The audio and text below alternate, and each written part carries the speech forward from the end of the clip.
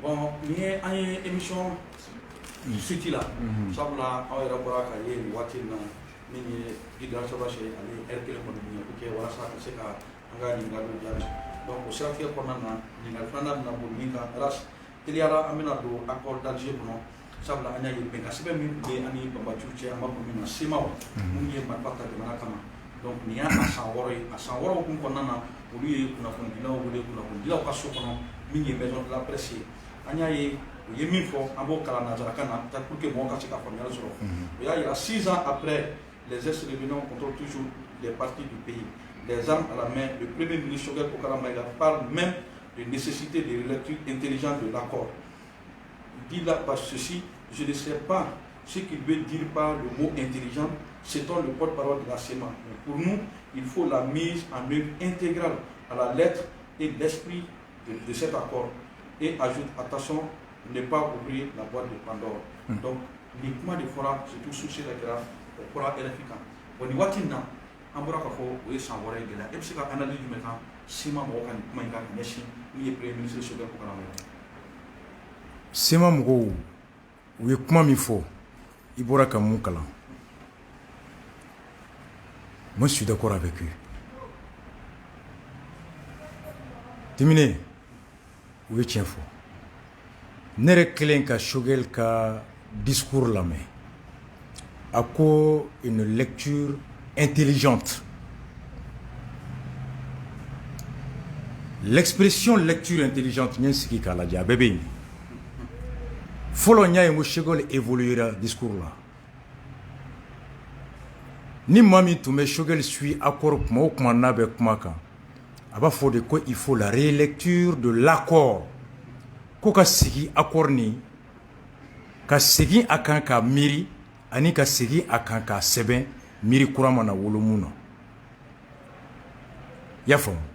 a waati terme fila de tun bɛ fɔla kosɛbɛ réappropriation de l'accord relecture de l'accord et DNI des dialogue national inclusif olu wulila mun kan ko il faut se réapproprier de l'accord o kɔrɔ ye di accord min n'a filɛ ni bɛɛ fɛla tɛ a kɔnɔfɛn bɛɛ ye bɛɛ ka sigi sisan k'a kɔnɔfɛn bɛɛ kelen kelenna ta ka ɲɔgɔn faamu a miirina kan a n'a waleyali kan pour que a ka kɛ bɛɛ ta ye o de ye se réapproprier i b'a sɔrɔ terme dɔ b'a kɔnɔ a tun bɛ rébellion mɔgɔw bolo ko terme kɔrɔ de ye nin ye a bɛ Bamako gouvernement bolo ko terme kɔrɔ de ye nin ye n b'o misali d'i ma a sɛbɛnnen tun bɛ accord kɔnɔ ko yɔrɔ minnu na ni jamana tɛ yen ko ka autorité intérimaire sigi yen a tun bɛ CEMA ni plateforme kɔnɔ ko autorité intérimaire ni ko gouvernement bɛna décret ta k'a sigi don min na gouvernement nalen n'a ye ko fɛn fɛn bɛ tali kɛ collectivitéw kan mairie ni cercle kan ko gouvernement ka fɛn tɛ dɔ ye o ye assemblée de ka yɔrɔ ye c'est la loi qui régit les attributions et le fonctionnement des collectivités territoriales. Donc par conséquent, une collectivité territoriale kan ka sigi ni fanga min bɛ d'a ma a tɔgɔ kan ka kɛ mun ye seule la loi est habilitée à apporter ces changements-là et non le décret qui relève de l'exécutif. N'o dun kɛra o kɔrɔ a bɛ taa assemblée la rébellion mɔgɔw kun sirannen don ko n'a taara assemblée la ni jama fanba ko ayi par vote majoritaire a tun bɛ se ka rejeter i hakili b'a wagati la. Donc, et ils entendaient cette partie disposition de l'accord comme étant dévolue aux prérogatives de l'exécutif. Le gouvernement ne sait pas aussi. Tandis que le gouvernement bolo fait toucher à quoi fait qu'au fonctionnement la collectivité là, ou assemblée de boulot. Donc, on en a Kaira, il y avait une divergence d'interprétation des termes. Donc, nene bolo téléphone koroye et WhatsApp et bolo téléphone koroye appelé. Faut anga sigi ka folo téléphone koroye joindi. Anga beoka n'an fila bɛ bɛnna mun kan ka wuli alors o faamuyali o ɲɛfɔli tɛ an fila si ko na fili o lawaleyali fana an tɛ taa ɲɔgɔn samiyaw la o de ye réapproprier l'accord ye an tun y'o de fɔ dialogue national inclusif la dɔw bolo ko police nationale kɔrɔ ye ko ka indépendance de di u ka police b'u yɛrɛ bolo donc non police nationale kɔrɔ tɛ o ye parce que o prévoit mais décentralisation kɔnɔ dɔw bolo ko ka région président sigi suffrage universel direct la ko kɔrɔ k'an bɛ ka république kura de créer ko Mali kɔnɔ président kelen de bɛ sigi suffrage universel direct la ko fanga min bɛ na di région président ma o fanga ni jamana fanga bɛ président bɛ kɛ kelen donc il y avait beaucoup d'interprétations de différentes dispositions ce qui nécessitait ne fɔra ko bɛnkan man fila cɛ nka fila ka faamuyali tɛ kelen o bɛnkan kan a ka kan an ka sigi tuguni k'a fɔ fɛn min bɛ yen n'an ka faamuyali tɛ kelen an ka jɛya bɛɛ ma ni mun bɛ fili kɔnɔ ou bien ni mun tɛ fili kɔnɔ o ka jɛya bɛɛ ma réappropriation o de tun bɛ fɔla kosɛbɛ donc n'an bɛnna hakilina min kan an bɛ sɔrɔ ka réécrit k'o hakilina traduit en écriture de rélecture par suite d'une appropriation de l'accord. Choguel bora appropriation de l'accord là, relecture là, nana ko application, lecture intelligente. Ne romale da kosaina. Sema mangalon tigere. Accord dit. Ne sous, c'est-à-dire que m'blale ka bo kasola. A sous jusqu'à 4h30, 5h. Faut fadiri. Mais ka l'expression, lecture intelligente. Mais ka nini.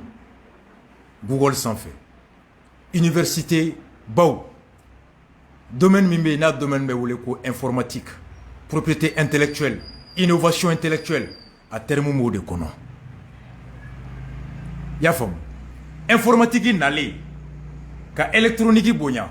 Livre be si sa tablette kono. Livre be si sa téléphone kono. Ya fam. Ik meta tableau arom na ka effacer D plus D égale combien? Iba dossier machine kono avec jabi di ima. Il met 30 minutes à calculer la machine pour 10 en 2 secondes. Ou des calculs intelligents. L'intelligence artificielle. Donc, lecture intelligente, quoi dit? Lecture la mouna. Maintenant, il y a des méthodes et des mécanismes, des technologies qui permettent à l'enfant que l'intelligence, c'est lecture rapide. Lecture intelligente veut dire lecture rapide. Expression nous Choguel a utilisé une lecture intelligente de l'accord, ça veut dire qu'en antéria a survolé rapidement. Révèle quoi accord de n'accord de oye en tête tema kanté de antéria là de. Choguel a évolué. Avant il disait réappropriation, birepropriation, lecture intelligente quoi il dit. En antéria rapidement, amse ka mun kalango kalan jona nga teme. Ni mun kalani nga sumango bla. Mais je crois qu'il ne parle même pas de lecture intelligente. Si j'ai bonne mémoire de son discours, il parle de l'application intelligente de l'accord. L'application intelligente de l'accord veut dire l'application rapide. Fait mon numéro c'est que Walia Jona, Anganteria ko Walia Jona. Angana do détail msenim be kono. Oyoro la ipse ka famu fanchamana. Mununga nafa be accord ka appliquer 600 castoro dere mema boala. Ulupse ka sika. Na fora kanga anteria ko ka do appliquer te na ununga nafa be do belebele bala ko ka panke okuna ulu be joro est ce que accord te na galvauder donc chokel ka jeya do fora se ka foko accord intelligent application intelligente ko roy anga sigi ka laje john epse ka la walia sisango walia munte se ka la walia ango to ko fela parce que intelligente ko ro mu se ka ke sisango ke munte se ka ango to yi. Or, nous, ils sont pour l'application intégrale et immédiate. Vous l'avez dit, faire. Avec la wallet ou à la wallet d'amener 600. Or, l'application intelligente veut dire, nous, mais c'est la question, c'est un go, que nous, c'est la question, c'est un go, blanc, qu'on fait. Avec la wallet, c'est un go, d'autres, là, qu'à d'autres, oui. Donc, je regarde les relectures de la blinde. Je regarde là, nous, mais c'est la question, clé ou que nous, c'est un go, blanc, fait. Avec quoi, il va rager. Je regarde le bébé rager, là. Je regarde, il faut que tu appliques. Parce que Domina ani Hachim ni rebelu sigira. Il y en a qui ont nommé officiellement. Ces rebelles Borako, ils sont sortis rassurés. Kou hakli sigira ou boira 600. Ou ni Choguel ni fin kumana. Choguel moutoumala ko akor mai. Foka sega kaka seben tuguni. Kou hakli sigira. Ulu tun joro be muna, ou joro temble. Mumbe ulu kono, ou leidu tara uluye. Ulu ka joro tuye mouye. Accord konona do kana yelema Choguel na chimé ledu taye ko foyte yelema ulo joro tuye munye ko accord bekala walea 600 Choguel ni achimé ledu taye ku bala walea o ko fere Choguel no mene clara kana tuguni ko application intelligente kuma kera fly o de wula bobi Choguel a eu des discours en 2 semaines. Discours diplomatique donné. Mais n'y a fait Choguel dade yelemara. Et n'y a timine nyonga tene. Et a fo duma. Korasba jiga fugulay ni mai. Tene ay nyonga ye. Nya fie so kono no fugulay ni ko nga blamba bla ibora ko no nyarasba nyonga fo me sa mu joro le memu na fo itala. Et sibiri ne kala ka fe ko fugulay mena doni na je kibunya la. O de kera. Qu'est-ce que Choguel veut dire par application intelligente de l'accord? Ni mo mi ya miri ka ba fait ka fait appliquer mou se ka appliquer mou te se ka appliquer les clés à toi appliquer oh mou ne se ka appliquer à les clés. Choguel ko de nyefoanye. Est-ce que fin d'obé no appliquera obe na ni toko jugu be dale ko ale te toko jugu fait donc abo dai ko bla ko fait mo nyewa. Na courage ta la bi ka foko te appliquer. L'application intelligente peut signifier cela aussi. Choguel te se ka boire da quoi accord te appliquer. Aya fo boulevard la kof mali be engagement be respecté. Aya fo rebelu nyana ko accord en bas respecté. Wa be appliquer. Bon ale de baro na be appliquera. Fin do be ale ko ko may be faso chi o to jugu be to ale kun. Donc est-ce qu'ale be faire de kono mu me to jugu la salema bo monton ko da duguma na le tagara ko bla nyefe mo ko nyea. Donc Choguel est dans une application sélective des dispositions de l'accord. Et cette sélection fait mon numéro na otano be to nyumanda ma be no appliquer. Na fait mi me na ko bo appliquer ni malio me wula kama abi digo kana appliquer à les clés. Ibeka me ko de jeu que Francis là. Ibeka n'a pas voulu appliquer l'accord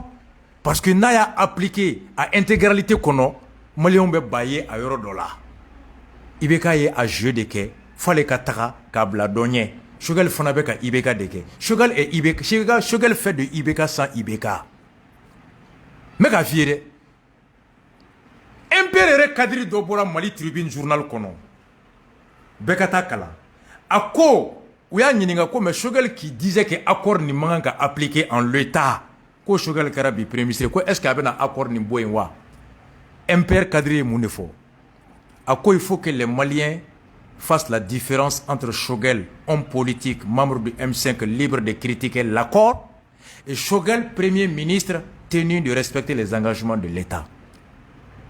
Jean-Lucie Choguel Anininga, Impère Kadribaro sous anonymat, que Choguel Muntunga accord maï,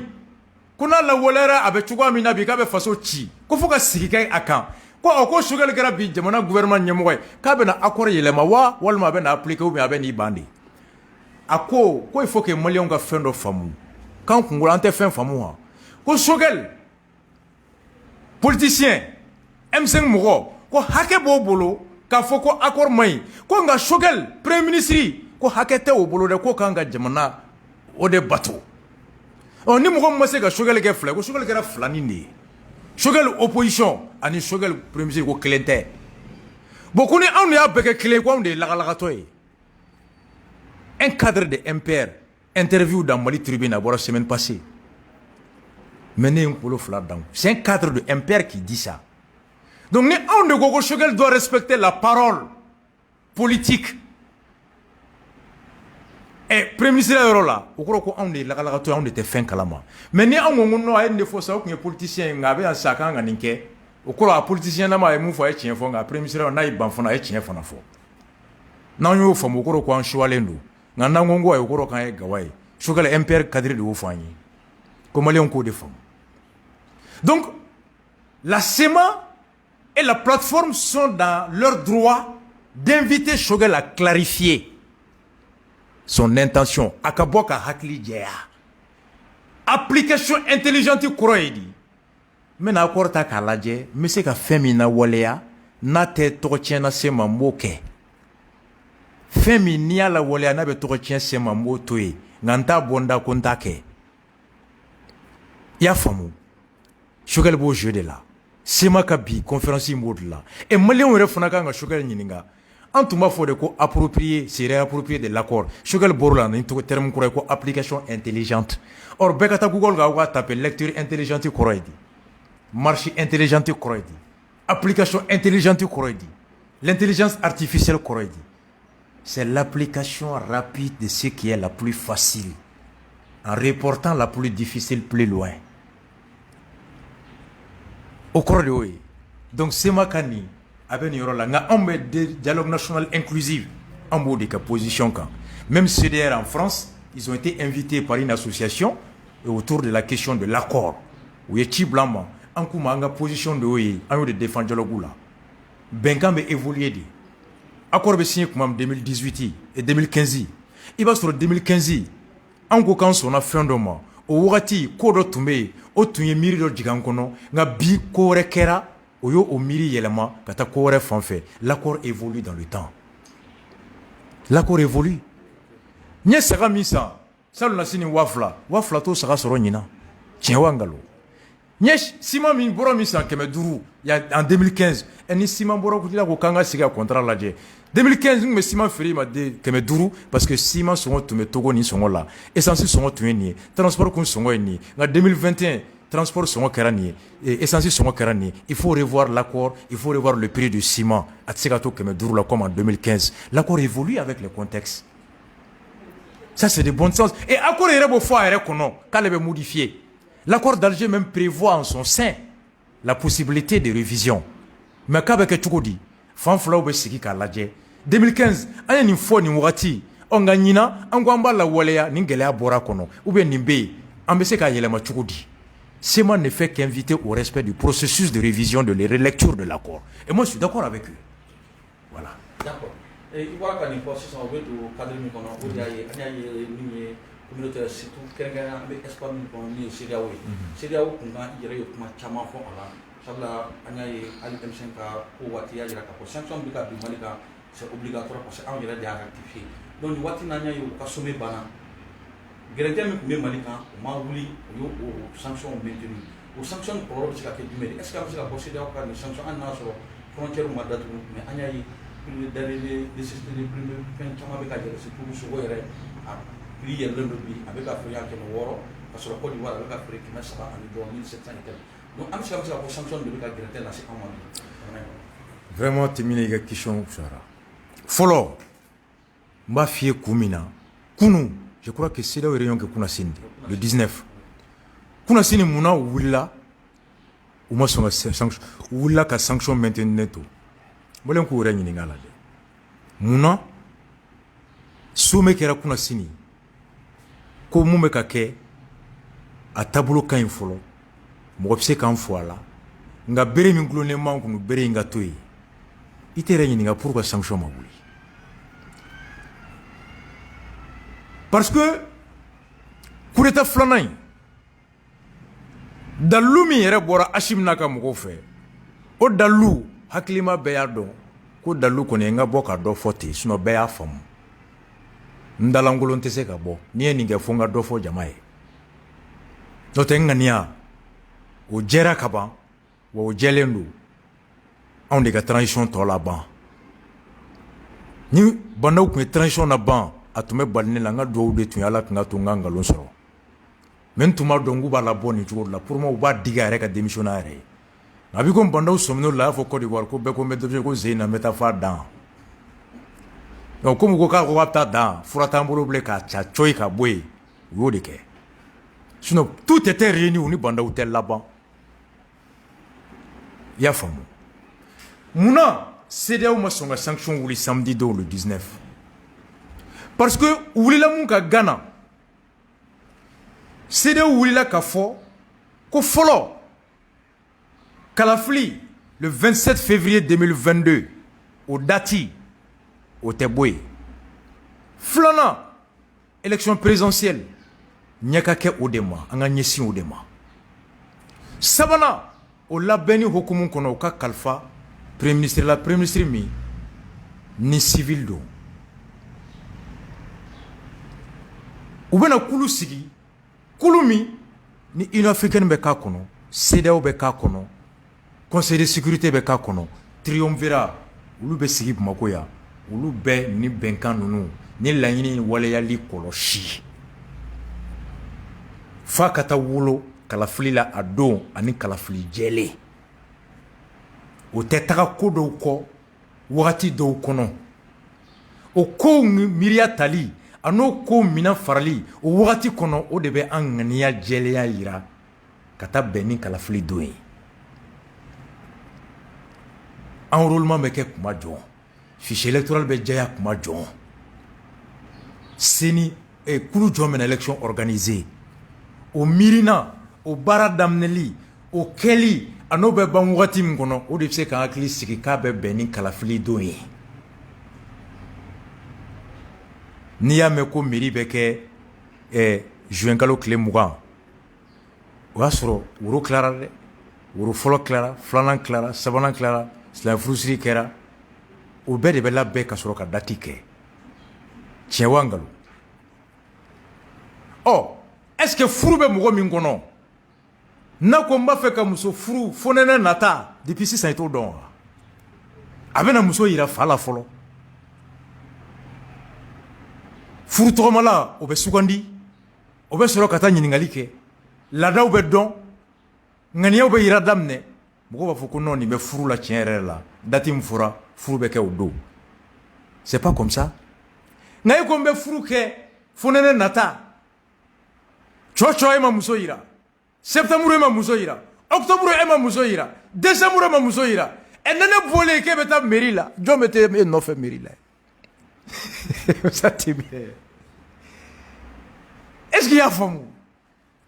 CEDEAO ye nin de fɔ ko kalafili bɛ kɛ le 27 nka yan'o don cɛ kalafili ɲuman tɛ taa kɛwale mun kɔ o miirina a n'o baara o tamasiyɛn f'u k'o sen an bolo k'a dɔn ko tiɲɛ la an labɛnnen bɛ bɛn 27 février ma wuli kɛra o de kan maintenant n'i b'a fɛ ka communauté internationale a kɛra CEDEAO ye a kɛra SADC ye a kɛra Union africaine ye diplomatie ka kumakan b'i ko kuranɛ kumakan il parle en parabole pour ya kuranɛ faamu f'i ka taa hadisa kɔnɔ tiɲɛ wa nkalon ala ko a ye seli kuranɛ kɔnɔ nka seliji bɛ ta cogo min sɔn bali o tɛ kuranɛ kɔnɔ dɛ hadisa de nan'o jɛya droit fana bɛ ten constitution bɛ yen pour que constitution faamu livre de bɔ doctrine ni fɛnw o détails de bɛ di o de la an bɛ wajulu lamɛn sinon i b'i si ban kuranɛ kalan na i tɛ foyi faamu i bɛ taa hadisa de kɔnɔ dɔnnibagabaw bɛ hadisa kolomaw ta k'a tɛrɛntɛ k'a tɛntɛ i b'a faamu donc n'i ye communiquéw ta sommew k'a kalan ten ni initielen tɛ i t'a faamu i bɛ détail faamu yɔrɔ jɔn i bɛ journaliste kuluba dɔw de seriyelenw olu ka pagew kan i bɛ taa détails ye parce que coulisses de kɔnɔ président bɛɛ bɛ élément damadɔni di dɔ ma o bɛ labɔ o y'a sɔrɔ ci fɔra a tigi yɛrɛ ye o bɛɛ tɛ fɔ communiqué kɔnɔ Hachim taara Akara a ma taa sommet la c'est comme e taara bulon kɔnɔ i kungo komi i sigi bulon da la u y'an kungo ɲɛnabɔ bulon kɔnɔ a bɔlen ka kunsigi di Hachim ma nana ye Bamako Hachim ma taa sommet la a taara Akara de sommet banna u y'a wele k'a fɔ a ye nin de bɛ yen u ko a kɔnɔ ko il faut nommer un premier ministre civil mais premier ministre tɛ civil ye déjà e bɛ premier ministre jɔn dɔ diɲɛ kɔnɔ ko sɔrɔsi don c'est comme i y'a fɔ dɔrɔn ko Musa Timine cɛlama mais Musa Timine tɛ cɛ ye ka ban kuma n'a kɔrɔ bɛ ɲɔgɔn na ko Aminata muso ma ye mais il faut il va comme pléonasme don wa Aminata tɛ muso ye ka ban pourquoi Aminata muso ma la personne veut dire quelque chose lakalakatɔ tɛ fatɔ tɛ o pourquoi ils disent un premier ministre civil entre premier ministre et civil AFP de bɔra n'o ye agence France Presse ani Côte d'Ivoire journal dɔ ani Burkina le pays olu de bɔra n'a détail ye et France 24 a fait une semaine u b'a élément passé ko un premier ministre issu de la société civile mais communiqué kɔnɔ ko premier ministre civil issu de la société civile o parti ni bɔra communiqué kɔnɔ mais o de dira o de fɔra Hachim ye pourquoi n'i ko ko ka kalafili kɛ le 27 février fɔlɔ kalafili jɛlen o kɔrɔ ye di kalafili bɛna kɛ sariya min na minnu bɛ taa kalata la bɛɛ ka jɛ sariya kɔ bɛɛ ka jɛ n'a sariya ye bɛɛ ka sɔn a sariya ma wa bɛɛ hakili ka tigɛ ko kalafili labɛnni bɛna di mun ma a t'an si ka mɔgɔ ye a tɛ mɔgɔ si juguya la a tɛ mɔgɔ si fɛ o de b'a to minnu bɛ taa kalafili la ni mun gagnera bɛɛ bɛ sɔn n'a ye ni mun cira a fana tɛ dimi c'est la neutralité de l'arbitre qui conforte toutes les parties à adhérer au résultat mais ni Barça ni Real bɛ jouer ka t'o filɛ di Messi ma hali n'a ye penalty sɔrɔ Real b'a fɔ k'a y'a namara cɛ wa nkalon voici pourquoi ils ont dit un premier ministre issu des élections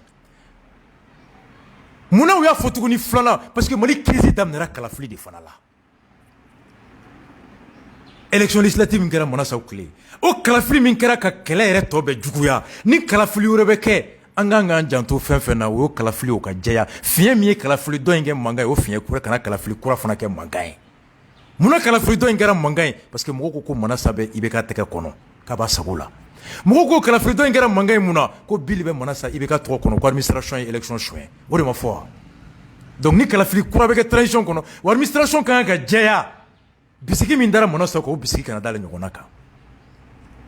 munna mɔgɔw ko Mona Sow bɛ IBK tɛgɛ kɔnɔ ko IBK de ye Mona Sow sigi ko Mona Sow b'a ka place nɔfɛ n'i ye kalafili labɛnni di fanga ɲini labɛnni di fanga ɲinina yɛrɛ dɔ ma fanga ɲinina tɔw bɛ da o la wa u tɛ sigi a la wa Choguel ye jɔn ye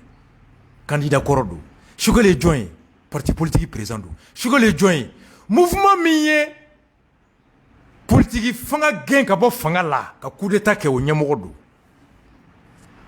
ne Musa Timine wulila k'e gɛn ka bɔ fanga la mais e ni ne ka taa compétition na o compétition ka kɛ e ni dɔ cɛ ko o ɲɛmɔgɔ o file bɛ ne bolo e bɛ da ne la ne de ye gɛn ka bɔ fanga la fanga kura natɔ k'e ni sama bali ka taa o fanga o file alvitiri ye ne e bɛ da ne la ne de ye gɛn k'e man ɲi ko fo k'e remplacer aw kana na fanga la bilen ko mɔgɔ kuraw de ka na o file bɛ ne bolo est ce que ne gagné e bɛ tɛmɛ yan est ce que Tiretaw bɛ da Choguel la wa Adama bɛ da la wa Parena bɛ da la wa est ce que n'u sigara u jo tɛ wa parce que kunna y'u gɛn kunna y'a fɔ k'u ni fanga man kan mun de bɛ siga wuli wagati ani kɛwale n'an bɛ taalen n bɛ da i la n'i bɛ ka ko caman kɛ n bɛ da i la nka malheureusement wagati tɛ Choguel bolo 9 mois est petit transition bɛ wagati tɛ yen bon ni wagati tɛ yen kɛwale fila tɛ se ka kɛ fo élection CEDEAO ko de la ko pour que siga kana na ni siga nana bɛɛ b'i tɛgɛ don i kɔnɔ ni bɛɛ y'i tɛgɛ don i kɔnɔ hali ni jaabi jɛra n'a dira minnu ma tɔw b'a fɔ k'a sonyɛna de kɛlɛ wɛrɛ bɛ ɲɛfɛ CEDEAO ko pour que o ɲɔgɔn wɛrɛ kana kɛ mɔgɔ ka ta ka kalafili kalifa la mɔgɔ min ni fanga ɲinina tɛ a ma deli ka ye fanga ɲinina a ma deli ka ye fanga ɲini kulu kɔnɔ mun bɛ se ka to bɛɛ bɛ da a la mɔgɔ si tɛ siga la o de ye issu de la société civile ye Burkina ta kɛra ten de Kafando un fonctionnaire international jamais milité dans un politique la Guinée fana ta kɛra ten de o de fana bɛ charte kɔnɔ o de y'a to Moctar Ouane nana Choguel n'est pas un homme politique c'est un homme politique o de la n ko Hachim ye erreur kɛ k'a fɔ jama la k'an bɛ primature di M5 ma a kɔnna k'a fɔ a bɛ se ka kɛ kɔfɛ u y'a dɔn k'u ye fili kɛ mais n'a seginna kɔ jamana ko b'a fɔ ko e natɔ yɛrɛ e bɛ kuma yɛlɛma fila fila je crois qu'Hachim ye Choguel ta sans choix il devait pas le dire publiquement fɔlɔ u tun man ka ta CEDEAO ko de la ko le choix de Choguel contraste avec les engagements de Accra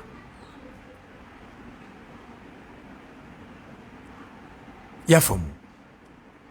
CEDEAO y'o de ye mun fɔra o tɛ kala waleya u ko premier ministre civil taara problème t'a la an bɛna lajɛ n'an ko an b'o fana bɔ yen mankan wɛrɛ bɛ na an ka kɛwale lajɛ n'a kɛwale bɛ na mɔgɔw hakili sigi Hachim ye kumakan fɔlɔ sɔsɔ an ko k'a ta société civile la u m'a ta ye u taara mɔgɔ wɛrɛ ta ne taara f'i fa ye sa ko ba n bɛna muso furu fa k'a f'i ye ko muso sugu bɛ furu fo karisalakaw an n'olu tɛ furu ɲɔgɔn ma ye n y'a mɛn mais e don o don e bɛ taa te min na karisalakaw ka du kɔnɔ mɔgɔ bɛ siga e la u tɛ siga e la tiɲɛ wa nkalon filanan nana kɛ mun ye Choguel ye discours min kɛ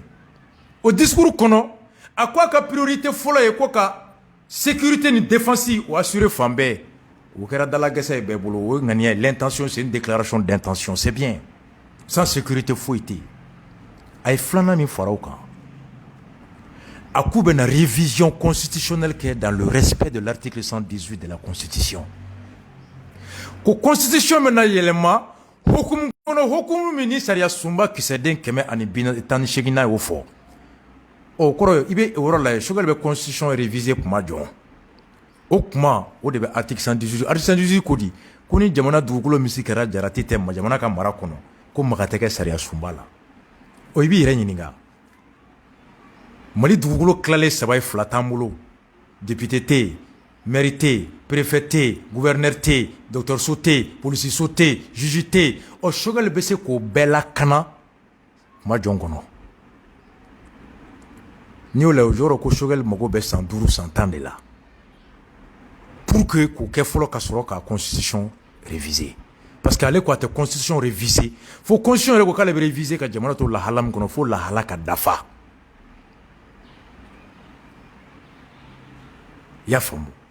o kɔrɔ ko a tɛ constitution réviser fa k'o dafa o bɛ fɛn fila yira soit a t'a fɛ ka bɔ fanga la ko f'a ka o lahala dafa ou bien a laban bɛna fɔ ko n tɛ se ka constitution yɛlɛma parce que o constitution ma dafa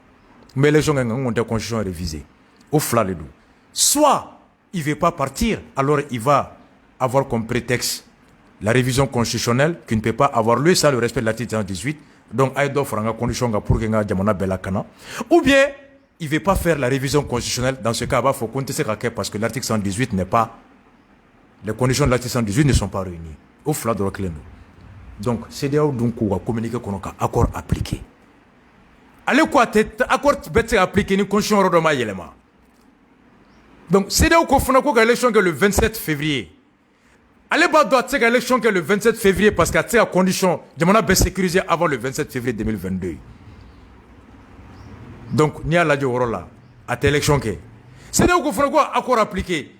accord tɛ se ka appliqué ni constitution ma yɛlɛma donc n'a ko k'a tɛ se ka constitution yɛlɛma parce que a ma article 118 condition bɛɛ sɔrɔ o kɔrɔ il veut pas aussi appliquer l'accord donc l'un ou l'autre là a bɛ ka CEDEAO sɔsɔ donc o tamasiyɛn de CEDEAO siga tamasiyɛn filanan fɔlɔ Hachim ye mɔgɔ ta mun tɛ société civile la filanan o tigi talen fana na kuma fɔ kuma min b'a yira alors ko élection a tɛ kɛ a date ɲɛkɔrɔ walima accord tɛ appliqué ni élection bɛ kɛ accord tɛ appliqué ni accord bɛ appliqué élection tɛ kɛ à la date voici pourquoi ils ont u sigara sabanan a ko k'ale bɛ Mali bɛɛ audité mairie 773 il y a 703 communes 49 cercles 10 régions Choguel ko k'a b'a bɛɛ audité mairie kelen yɛrɛ audité san kelen t'o ban soit Choguel a t'a fɛ ka taga a b'a fɔ mɔgɔ ye ma tila audité la fɔlɔ a ye kalo 6 fara kan an bɛ jamana zonba bɛɛ minɛ an b'a bɛɛ minɛ et le temps de la justice n'est pas le temps de la politique donc Choguel a un discours populiste démagogique qui traduit l'absence de volonté réelle de respecter le délai des élections qui cache quoi la volonté de Choguel ka to fanga la a bɛ to fanga la à quelle fin o de fana b'a d'ema siran o de bɛ RPM siran o de bɛ yɛlɛma siran o de bɛ bɛɛ siran fo jɔn mun taga Choguel ani Bitar parce que l'élection kɛra le 27 février mun taga n'a ye 3% sɔrɔ a ye guwan kɛ Jamil Bitar madala ni 200 militants b'o bolo Umaru yɛrɛ ka militant bɛɛ y'a n'a ka denbaya ye donc ni élection kɛra le 27 février a si tɛ mɔgɔ si sɔrɔ parce que Mali élection programme ko tɛ fɔlɔ dɛ wari ko don wari tɛ nin si bolo Jamil Bitar n fa don n terikɛ don n kɔrɔkɛ don carte tɛ bɔla bilen imprimerie marché tɛ sɔrɔ la Umaru o ye alimami de ye alimami sara tɛ 1000 bɔ Mali la n ye a ka biographie kalan o don 39 ans 10 gosses Sirlaki sɔngɔ bɛ ka caya fɛn tɛ yen donc minnu taara sisan u bɛ taa min donc les Choguel ont besoin du temps ka mɛn gouvernement na pour que ka dɔ sɔrɔ fɔlɔ ka wari sɔrɔ ka campagne kɛ filanan ka candidat dɔ labɛn o dun tɛ kɛ d'ici le 27 et donc au kɔrɔ ils sont pas dans la disposition ka CEDEAO ka délai respecté voici pourquoi CEDEAO ye sanction maintenue et la conséquence ye question filanan le fait que ko frontière ma datugu an ye tɛgɛrɛ fɔ non la suspension du Mali dans les instances de la CEDEAO conséquence ye mun ye e Traoré la ye ne ye Bacili la ye ni ye Simaga la ye ni ye Keita la ye an bɛɛ bɛ dugu kɔnɔ Kuyatew bɛ yen k'an kana dugu kunkanko fɔ bulon kɔnɔ kunkanko ye mun ye ne ka hɛrɛ min bɛ dugu kɔnɔ o bɛ lakana cogo min bɛ n'o fɔ dugu taabolo bɔnɛ min bɛ ka se ne ma an bɛ n'o de fɔ bulon kɔnɔ o de tɛ yan ni bɛɛ wulila o kan ko bɛɛ ka hɛrɛ lakanana bɛɛ ka bɔnɛ o bɛ ka lakana bɛɛ fɛ o de bɛ sigi ja o de tɛ sigi kun ye yan ɔ n'a fɔra ko Keyitalakaw ka na Tarawelelakaw kana Bacilakaw kana Temelakaw kana mais Sumarelakaw Selekaw kaw sigida la an b'aw kungo ɲɛnabɔ aw yɛrɛ kɔ yan aw tɛ lamɛn hɛrɛ min b'aw bolo aw k'o fɔ an ye bonɛ min b'a la aw tɛ lamɛn aw tɛ ɲininka mais mun dɔgɔyamɛ bɛ tɛmɛ o kan ko Mali yɛrɛ tɛ wele Mali kunkanko Mali yɛrɛ tɛ taa hala fɔ a hakilina ye mun y'a yɛrɛ kunkanko la kuma bɛɛ k'a k'a fɔ k'a sɔnna solution ma ou bien a ma sɔn il n'a même pas droit à la parole pour s'expliquer à plus forte raison défendre une solution mais tu peux avoir quelle humiliation que ça Moussa Timine Bamada il sait ka mun de sɔrɔ mun ka jugo la diɲɛ kɔnɔ c'est quand j'ai entendu les gens scouter Rachim comme à aéroport là où est-ce qu'ils savent la conséquence ko bɛɛ kana bulon kɔnɔ bɛɛ selen k'i sigi bulon da la an bɔlen kan bɛnna nin kan e kungo la i b'i jɔ i sen kelen kan e ka taga n'o ma hɔrɔn faga i bɛ taa min bon jamana min bɛ ten ko a suspenden don jamana min bɛ ten coup d'état fila bɛ kɛ en 9 mois e ni ala cɛ ni e ye indien ye e ka kan ka na usine dayɛlɛ yan Moussa Timine e bɛna wa su yan parce que coup d'état mana kɛ marifatigi de sago bɛ yen i b'a sɔrɔ dɔ b'i kɛrɛfɛ sigi la 100 ans e bɛ sɛ dun don o don i denw bɛ ka mobili boli o ɲɛngoya b'ale la coup d'état bɛ kɛ dɔrɔn a bɛ mɔgɔw wele a ko ko ta ka jigin i ka so ani président kun ka di président den kun bɛ na kuma u bɛ ka so bɛɛ si loi bɛ yan ou bien u bɛ taa PDG cɛ ka yɛlɛ n'a ye ka taa kan Sunjata kɔnɔ ka taa lasigi an mago bɛ 100 millions la han o d'an ma justice bɛ yen procureur bɛ yen juge d'instruction bɛ yen kasobon bɛ yen coup d'état c'est le chaos et le chaos c'est la loi du plus fort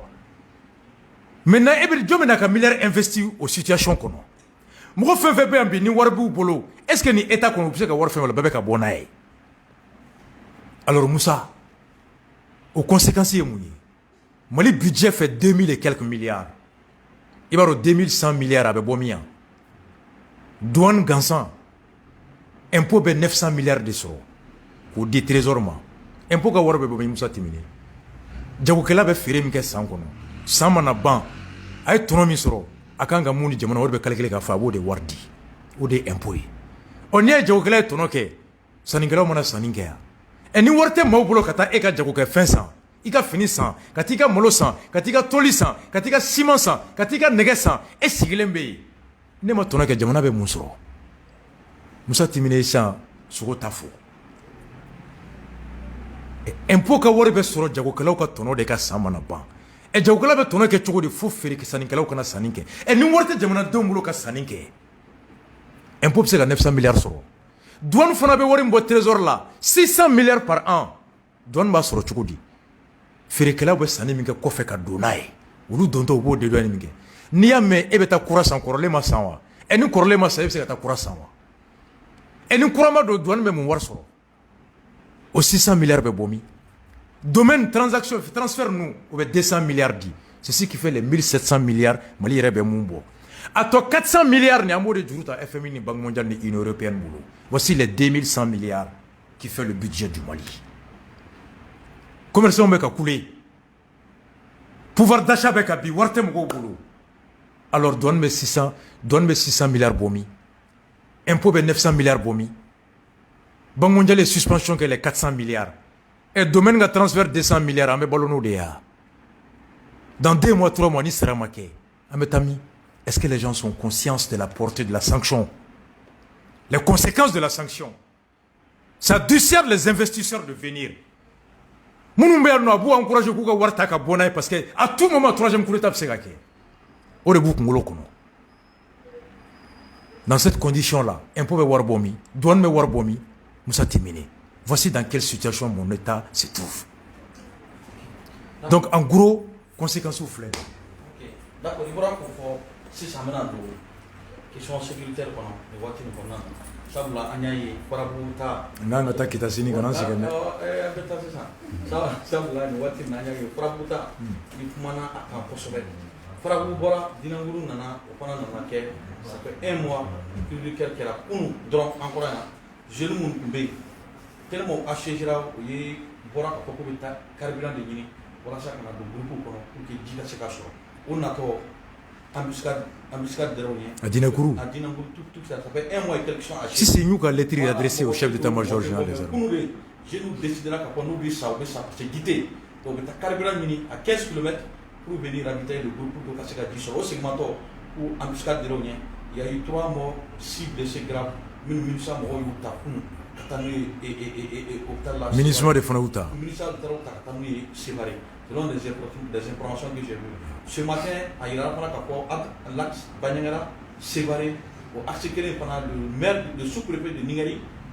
à un mobile de service. Peut-être à l'adjo, à bon mobile, à un mobile. Ou à mobile, nous sommes à Bina, à image de la Bolo, par face à tout ça, avec un peu de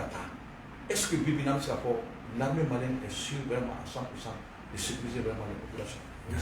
Vraiment, ala ka hinɛ banbagatɔw la, ala k'u dayɔrɔ sumaya, ala ka jisuma bɔ a ko kan, ala ka an n'u bɛɛ kisi a ɲɔgɔn ma. N bɛ a ɲini fɛ i ka kontaktiw ɲini ye dugu in kɔnɔ pour que an bɛ se ka u sɔrɔ ka kuma n'u ye, ka se ka ko faamu kosɛbɛ.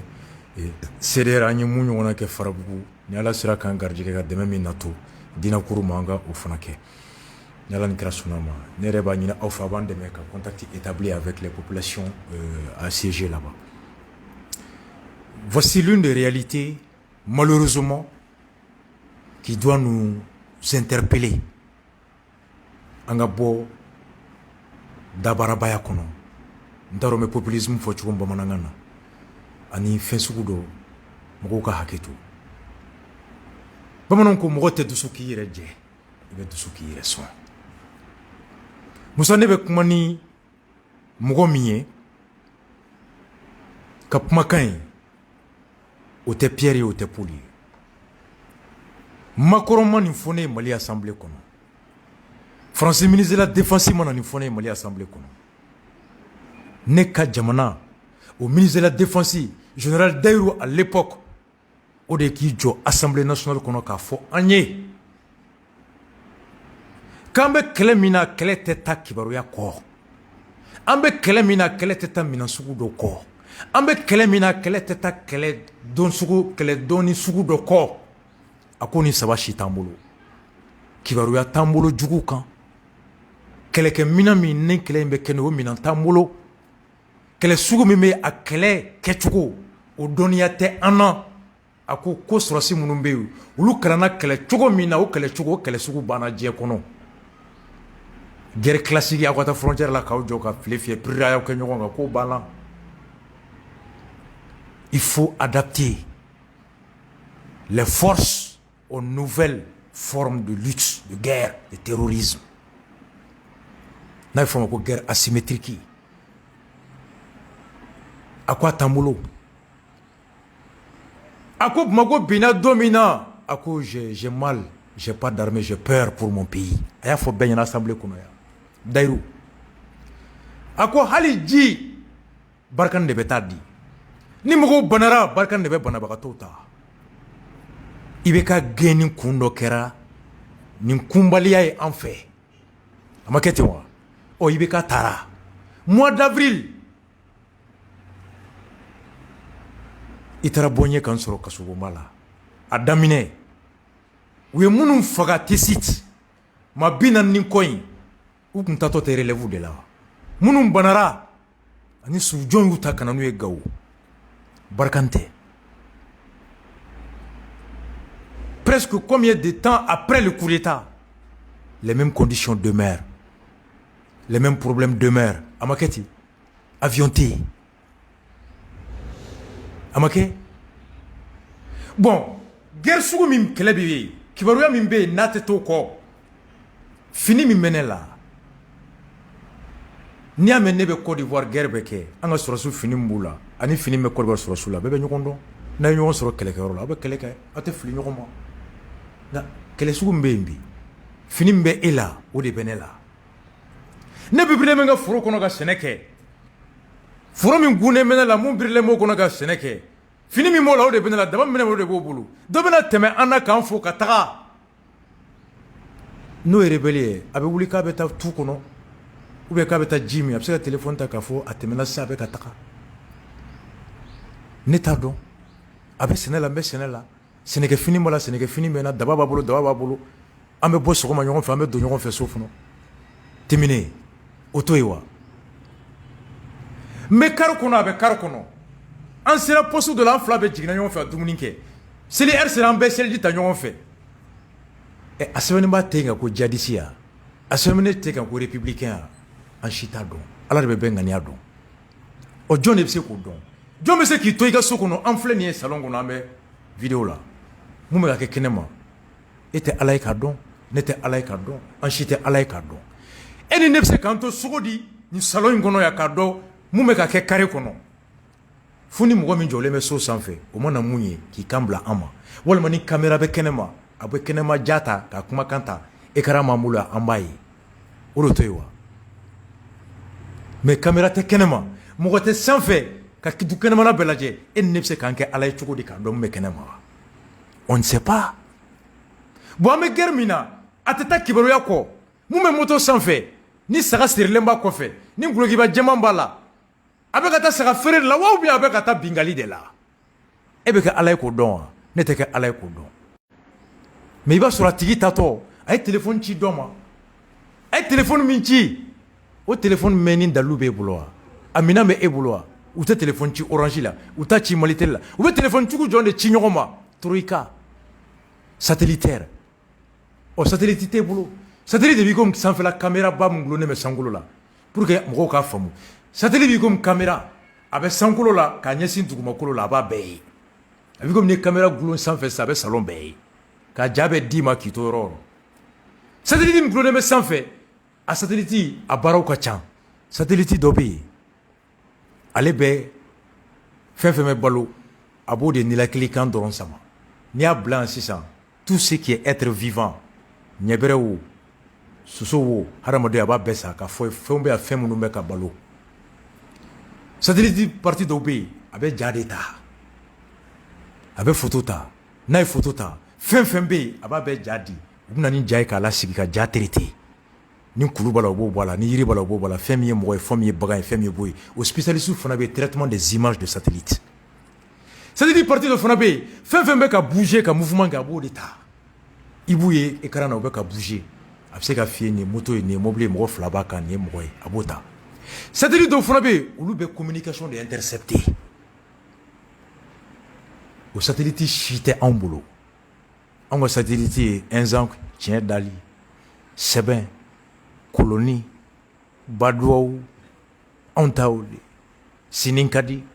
sini kɛnɛ kana taa sara hali ni dɔw sɔrɔsi dɔw mitera wa kana bɔ sibiri de sibiri man di o ye dɔma fila ye hali n'u bɔra u bɛ si ka bɔ dimanche anw ka caméraw bon jamana min b'o position kɔnɔ o satellite caméra ba min bɛ sankolo la o tɛ e bolo k'o kibaruya d'e ma k'o ja d'e ma k'o kumara d'e ma o bɛ jɔn de bolo o bɛ mun bolo Musa Timini i gulonnen b'o de la wa i gulonnen tɛ o la e ni ne bɛ so kɔnɔ yan an gulonnen bɛ jɔn na mɔgɔ min bɛ gardien min bɛ kɛnɛ ma ni kojugu bɛ don o de bɛ kule k'an na sɔmi an bɛ se ka gardien kɛlɛ mɔgɔ bɛ se k'i ka baarakɛden kɛlɛ mɔgɔ min bɛ dumuni tobi ka d'i ma i b'o kɛlɛ an gulonnen bɛ jɔn na ni caméra ba in bɛ sankolo la mɔgɔ min bolo o ye faransi ye o caméra ba min dɔ bɛ faransi bolo a caméra ba wɛrɛ fana bɛ États-Unis bolo o ta ka bon ni faransi ta ye faransi ta ta bɛɛ ye faransi ta bɛɛ kibaruya damadɔ de ye mais satellite min b'a bɛɛ ye ka ja ye ka kumakan ye ka nilakili fɛnw ta o bɛɛ bɛ Amérique de bolo o de la faransi bɛ terroriste 100 o 100 faga n'u b'a faga ni kibaruya ye a kibaruya 50 bɛɛ bɛ di américains de fɛ olu ko k'aw ye fanga bin min kɛ an y'an ka caméra faga an ye gardien lataga sanfɛ caméra a bɛ kibaruya min d'an ma aw ka dugukolo sanfɛ a kibaruya an y'a dili jɔ a kɔrɔ ye di ni yagi bɛ ka bɔ sisan Kidal ka na Banɲangara jɔn de bɛ yagi natɔ ye fɛn min bɛ sankolo la dɛ tiɲɛ wa ngalon sinon mɔgɔ min bɛ Banɲangara o sigilen tɛ yagi bɔtɔ ye Kidal ka na tu kɔnɔ tubabu ko n'an yagi ye karina bɛnkan min tun man cɛ accord de défense sur le renseignement et la formation technique o bɛnkan de ye n'an ye kibaruya mɛn aw jugu kan an b'a lada aw tulo kan n'aw ye kibaruya mɛn jugu kan a b'a fɔ an ye u k'u y'o bɛnkan de ɲɔngiri o kɔrɔ n'u ye yagi wulitɔ ye ka na kunu u tun jagoyalen bɛ k'an na kibaruya ko yagi bɛ ka taa nin yɔrɔ la nka bi u k'u y'o bɛnkan de u y'o de ɲɔngiri ni yagi bɛ nalen u to n'u y'a ye u t'a fɔ an ye n'u ye Yagini Kufa kumakan mɛn u bɛ ka téléphone ci ɲɔgɔn ma ou bien ka mɔgɔw dɔw téléphone ci u ma a ye taa nin yɔrɔ attaquer n'u tun y'o mɛn accord nin kɔnɔ u tun b'o kibaruya d'an tulo kan u k'o de ɲɔngirila bi n'u y'o planna bɛntɔ ye o information tɛ di anw ma oh est-ce que anw n'olu kan ka funu ɲɔgɔn kɔrɔ bi u ko an y'a ɲɔngiri a ɲɔngirili bɛ wuli fo ni aw ye tamasiyɛn yira na tamasiyɛn min b'a an na hakili sigi ko an ka laɲini min ye kalafili ka kɛ février kalo tile 20 aw b'o sira kan anw bɛ fɛɛrɛ bɛɛ de tigɛ ka tamasiyɛn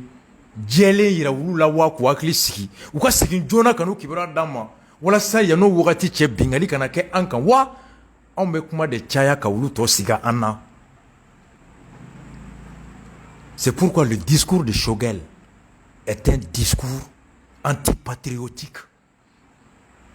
qui aggrave la situation sécuritaire du pays. Shogel est discours minke, a discours ma faya kena ngania ye, nga discours kera faso ci hakil abe wolo faso ci li gɛlɛya sira de kan. Parce que a discours abena to anglo ne munu na ulu to ka siga o bɛ bonya abu toro jeyana o nu sigarana ku yoro jeyana o bɛ jugu de renforcer contre nous. Hal no asoro ni sugu bɛɛ bi kɔnɔ ka kɛ a nafa bɛ faso ye i t'a fɔ nin wagati parce que n'i y'a fɔ i gulonnen bɛ mun na yan'o dugu ka suma i b'a tɔ dusu bamananw ko ten ko ɲɛmɔgɔ a kɔrɔ ye di kuma fɔ cogo a fɔ wagati a n'a fɔ yɔrɔ tiɲɛ bɛɛ tɛ fɔ wagati bɛɛ Shogel ye mun fɔ a ka ɲi Mali ma hali n'a ŋaniya ɲuman b'a kɔnɔ nka a fɔ wagati est contre-productif est attentatoire aux intérêts du pays. C'est catastrophique. Non mais kulo la ko an ka taa France ko Russie. CEDEAO ye communiqué min kɛ ko accord appliqué. Y'a kalan wa? Conseil de sécurité réunion que 2 jours après Akara wolola mun kan ko CEDEAO ye mun fɔ k'u b'a kɔ. A ma kɛ ten. Conseil de sécurité jamana 5 b'a kɔnɔ ni kelen ma sɔn mun ma a tɛ kɛ hali ni 4 sɔnna ni kelen ko k'a tɛ droit de veto o jamana 5 ye jɔn ye France Chine Angleterre États-Unis ani Russie o don ni Russie tun t'a fɛ élection ka kɛ le 27 février ko parce que ko CEDEAO ni France y'a fɔ mun na Russie m'a fɔ ko je m'oppose droit de veto est contre la Syrie a ma kɛ.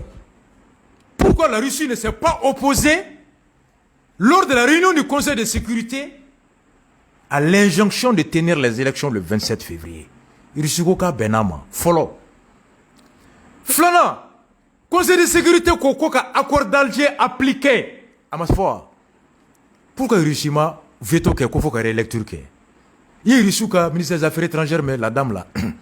elle a dit que la Russie tient à l'application des accords d'Alger. Mais il munu manga me Bamako ya quoi bas la France Barkhane vive la Russie mais il a tout ɲininka ban ko Russie ka position mais accord d'Alger kan nous ba fier à bas la France ko mun ko France de bɛ accord kɔfɛ mais on va faut que vive la Russie mais on t'a fait que Russie fana bɛ accord kɔfɛ dɛ c'est là tu as le discours démagogique et populiste. C'est pourquoi moi je dis un grand chef un grand homme est celui qui est réaliste au-delà Che Guevara ani Castro ka lecture là ni mɔgɔ min y'u kalan Castro était un révolutionnaire réaliste et Che Guevara était un révolutionnaire idéaliste. C'est ça la différence entre Castro et Che. Ala yɛrɛ b'o fɔ a ye seliji ta ni ji saniyalen ye aw kana fɛn dun fɛn min nɔgɔlen n ye fɛn min haramuya yɔrɔ janya la sugunɛji nɔgɔlen tɛ a haramuyalen tɛ nka o ala kelen ko ni minɔgɔ bɛ n'i faga yɔrɔ la yɔrɔ min na ji saniyalen tɛ fo ji nɔgɔlen n'i ma ji nɔgɔlen min k'i ni kisi ni sujugu taara i bɛ don jahanama. C'est ça Dieu est réaliste. C'est ça aussi les grands hommes. Donc voici en gros pour moi aujourd'hui Hachim et Shogel se doivent qu'à question fla déposer. Follow. est-ce que ni anw ko k'an ka jamana zone bɛ minɛ fɔlɔ ka sɔrɔ ka élection kɛ, k'an ka découpage territorial kɛ ka sɔrɔ ka élection kɛ, an ka révision constitutionnelle kɛ ka sɔrɔ ka révision kɛ, anw ka jamana service bɛ auditer ka sɔrɔ ka révision kɛ, est-ce que an bɛ se k'o kɛ kalo 7 kɔnɔ wa? N'an bɛ se k'o kɛ alors an bɛna tɔnɔ caman sɔrɔ. Diɲɛ bɛ ka mun ɲini an b'o kɛ, ani diɲɛ bɛ segin jɛya teriya la, wa an bɛ mun yɛrɛ fana ɲini jamana kɔnɔ an sera k'o fana kɛ. Mais ni moyen tɛ yen k'o bɛɛ kɛ d'ici février, n'an ko an bɛ an ba diɲɛ ta ma k'an ka laɲini bɛɛ kɛ yan kɔnɔna la, o kɔlɔlɔ bɛ kɛ mun ye an ni diɲɛ cɛ la, a nafa ye mun ye an yɛrɛ ma? Est-ce que n'an ko an tɛ diɲɛ ka laɲini sabati, n'a kɔlɔlɔ ka dɔgɔ ni an yɛrɛ ta ye, alors an k'a fɔ CEDEAO ye a ba, an k'a fɔ Barkani ye a ba. Nka u ka bɔ ni dalilu ye k'an bɛ se k'an yɛrɛ lakana, renseignement capacité b'an bolo, ko drone b'an bolo, ko satellite b'an bolo, ko avion b'an bolo, n'an banara ka t'u ta, n'o moyen bɛɛ b'an bolo, alors an bɛ se ka dusu ta k'a fɔ Faransi ye a ba, k'an yɛrɛ lakana, ka zone bɛɛ minɛ, ka service bɛɛ auditer, ka article 118 respecter, n'an perd la samina dans 2 ans, 4 ans, 5 ans, an b'an ka élection kɛ. Mais n'o se tɛ yen, e ma drone yira an na, i ma satellite yira an na, hali minnu banara kunu y'a fɔ ko MINUSMA de y'olu ta, impôt tɛ ko impôt ma se ka wari ladon, douane tɛ se ka wari ladon, ko e bɛ bazin ba don na e sigilen bɛ gardiw bɛ k'e fɛ, ka an to toron ten. Ah non, le peuple ne va pas accepter ce discours populiste démagogique. Ni mɔgɔ min nakun de ye ko ne k'an fa jamana nafolo la, tiɲɛ la o mɔgɔ bɛ wagati jan na, parce que o tɛ wari caman sɔrɔ wagati surunin kɔnɔ dɛ. Lui son objectif c'est profiter du poste, s'enrichir du poste, c'est servir de l'État. Mais a tɛ se k'o fɔ, mais a bɛ jamanadenw tulo sago f'u ye, discours baw, an bɛ zone minɛ, transition tɛ se ka nin bɛɛ kɛ, an k'an to tanga fara kan. Mais n'o y'a sɔrɔ mɔgɔ min nakun de ye ka jamana ka hɛrɛ kisi, i bɛ jamana ka dan menace ɲini fɔlɔ, k'o lajɛ a n'a ka atu, k'i teriya ka segin ka élection kɛ pour que an ka taga. Voici ce que j'ai à dire nin niveau là. Ok, hali n'a y'a sɔrɔ ne ka attaché 3, ale yɛrɛ nana rattaché len b'a la 3 heures de temps de kɛ kuma na, bɛɛ tɛ se k'o kɛ, donc nin waati in kɔnɔna na, comme a yɛrɛ bɔra k'a fɔ ni Ala sɔnna, comme a yɛrɛ tun y'a yira a ka émission tɛmɛnen na ka fɔ situation min bɛ Kita, Ala ye u bɛna fɛɛrɛ kɛ walasa olu fana ka se k'u da ninnu don a la ka se ka lajɛ ni a y'a sɔrɔ Ala bɛ se ka kɛ sababu ye ko minnu bɛ yen, faamuyabaliw bɛ yen. A ɲinɛ bɔra. Voilà, ok. Wallahi. Kuna sini depuis n y'a fɔ émission kɔnɔ, Abdul Niang a ye a dugusɛjɛ bɛɛ a ye Kita tunkaralakaw wele, ka Kita maabaw bɛɛ wele, k'an ka hakilina bonya da u kɔrɔ, ka diɲɛ ɲini u fɛ n'u bɛ sɔn an ka se u ma an ka denya kɔnɔ, ka se ka taa an daɲuman fara SAMU ni SILIMA ani inspection de justice kan, ka da ka jamana man ka to duguma ka to ko kiiri tɛ yen. U ko Abdul Niang ma k'u y'a mɛn hakilina diyar'u ye, a y'a fɔ mun ye, a ko a bɛ taa kuma lase maabaw ma, ni sigikafɔ kɛra ka n'u wulila mun kan a bɛ segin ka kɔmasegin kɛ Niang ye. O tile 2 a ye Niang wele, a ko maabaw sigira, u kumana, u ko miirina min n'an y'a ta a y'u wasa a y'u fa, o kama ka fara delili fɛn fɛn kɛra a ma se bilen anw ka taa k'olu yafara procureur Hayidara ma, ko a ka to Kita a k'a ka baara kɛ. Vraiment ko nka u b'a ɲini Niang fɛ, nin kɛra sababu ye ka jɛɲɔgɔnya min don an cɛ, o jɛɲɔgɔnya ka to yen, an ka to ɲɔgɔn bolo. Niang ye n wele a ye bonya dan kɔrɔ, walhamdulilayi. A ma bari n na, an faw bɛ Kita, an baw bɛ Kita, an mɔkɛw bɛ yen, Kita ye diinɛ dugu ye, Kita ye laada dugu ye, Kita ye hɔrɔn dugu ye, Kita ye jamaba dugu ye.